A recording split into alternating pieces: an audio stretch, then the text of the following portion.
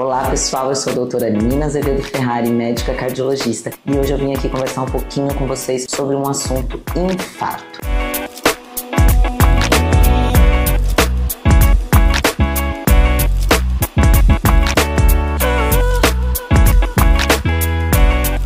Então, quando a gente vem falando de infarto, vocês devem estar se perguntando: nossa, doutora, mas tem tanto paciente jovem morrendo de infarto? Sim, pessoal, tem bastante paciente jovem, sim, morrendo de infarto. Doutora, será que isso tem correlação com a vacina? Para eu responder isso, primeiro eu preciso explicar para vocês o que é um infarto. Então, o infarto, na maioria das vezes, o infarto que a gente mais vê dentro da população é um infarto que ocorre por ruptura de placas de gordura que existem dentro das nossas artérias. Essas placas, elas vão crescendo ao longo dos anos através de um mecanismo de inflamação arterial que libera substâncias que são como ímã para o colesterol que está contido na nossa corrente sanguínea. E ao longo dos anos, esse colesterol vai se acumulando na parede da nossa artéria, aumentando de tamanho conforme os anos vão passando. Em determinados momentos, o nosso organismo sofre instabilização da placa ou ruptura, e aí ele manda um monte de coágulo, de fatores de coagulação, de plaquetas, e forma-se um trombo que oclui parcialmente, que é o infarto sem supra, ou totalmente, que é o infarto com supra e é mais grave, as nossas artérias. Então essa é a gênese, a formação de uma placa de gordura. Só por aí já dá pra gente entender que uma vacina não tem como ter o potencial de fazer isso rapidamente,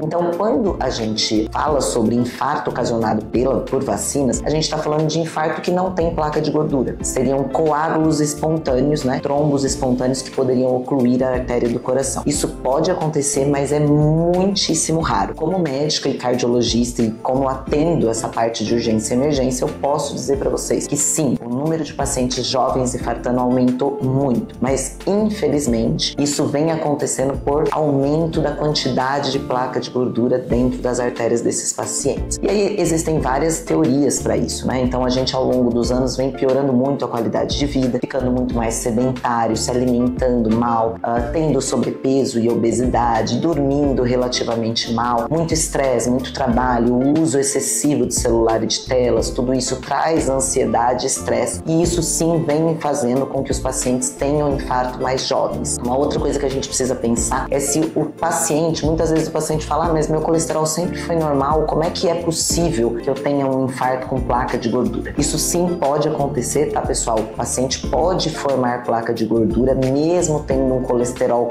normal, e aí eu abro essa aspas porque muitas vezes esse paciente não foi estratificado adequadamente o seu risco cardiovascular. Eu vou dar um exemplo. Um paciente que não é hipertenso, não é diabético, ele foi num colega, o colega falou: não, mas você é jovem, não é hipertenso, não é diabético, seu colesterol tá 135, 140, o colesterol ruim, e aí ele acha que aquele colesterol tá bom. Quando a gente aprofunda essa avaliação do risco cardiovascular, muitas vezes esse paciente não é um paciente de baixo risco, e esse LDL deveria ser menor que 100, menor que 70, mas ao longo da vida ele ficou com esse LDL mais do que seria o adequado para ele, individualizando o risco cardiovascular. E isso fez com que ao longo dos anos as placas de gordura crescessem dentro das artérias. Então é importante a gente entender que as vacinas são seguras em todas as doenças, pessoal, e os vírus que a gente tenta evitar com o uso de vacina, eu não estou falando exclusivamente de um tipo de vacina, mas de todas as vacinas, os vírus são muito mais letais e muito mais capazes de formar esses coágulos espontâneos que